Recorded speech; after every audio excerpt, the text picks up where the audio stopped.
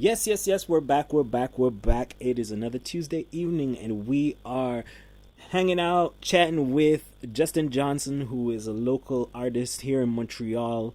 And we're talking about his music and how it's he wants to have it be a healing tool for people, and among other things, to tell different stories and stuff like that. Justin, you recently released a new track. Tell us a Yeah, little I'm bit so about excited. that track.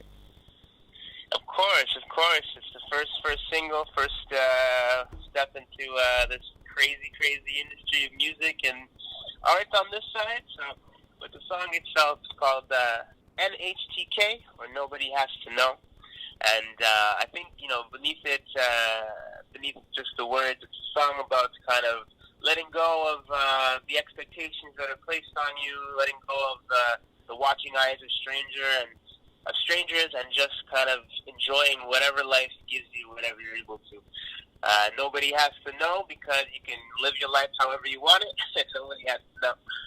And I mean, that song for me, it started just because, just like my my music career started because of a girl. Mm-hmm. I first started writing it after a breakup. I started kind of, I just wanted to express the feeling of letting go of caring type thing, of letting go of it being constantly on my mind. But as it kind of progressed and so on, it kind of came more about just in general, letting go and letting yourself live in general.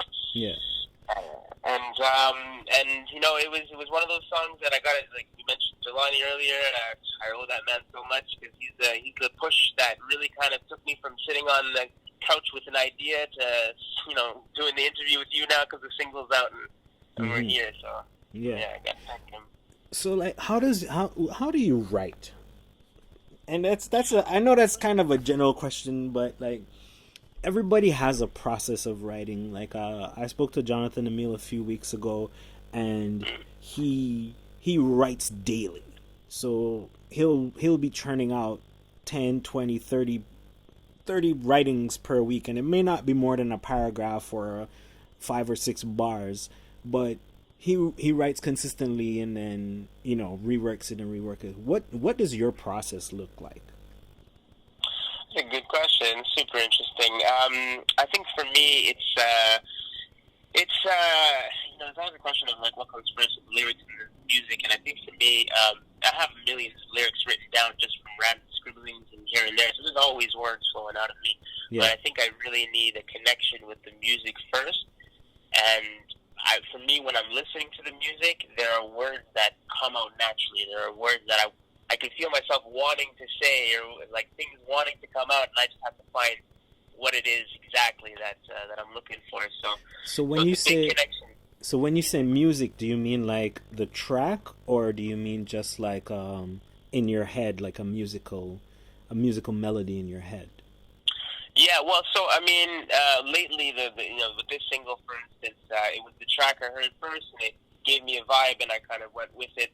But oftentimes, it's music in my head, and I think with the music that I create as well, even when I'm like just doing a regular verse and I'm rapping, it's a musical. Like, I do not like too much to keep it as one straight tone. I like to play around with the musicality of the words and play around with how the words sound. And that's, I think, what I fell in love with in general with writing in the first place, was not just what the words mean, but what they are in total, like the sounds, how you use them with other words, how you kind of make things bounce off each other, the emotions that you can feel with one word said in different ways, with different sounds behind it, or with an emptiness, or with full of music. So I Mm-hmm. think the audio of it, the sounds, the texture of the actual music itself, for lack of a better term, is what lays the groundwork, and then I let the words kind of fill in the spaces in between as the song builds and so on. Yeah. Yeah, that's my magical way of doing it. All right. And you also have a music video that came out with this track. Yeah. So I got to. That's the beautiful thing about this project, which I'm so glad about. It got to stretch all of my artistic muscles in one go. I did the Mm-hmm. music.